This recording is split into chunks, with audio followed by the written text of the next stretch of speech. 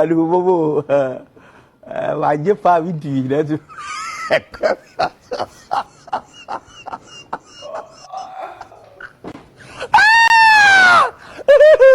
Itu jalan dekat di sana macam siapa?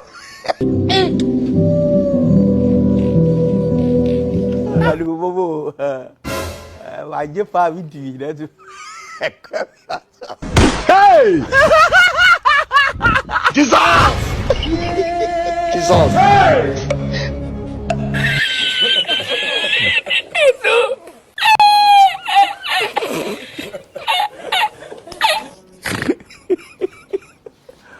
Aduh bobo.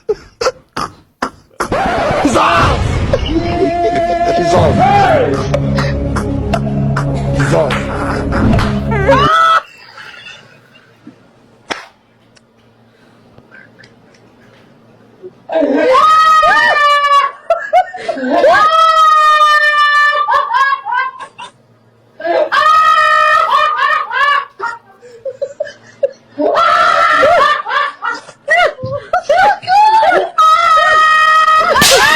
He needs some milk.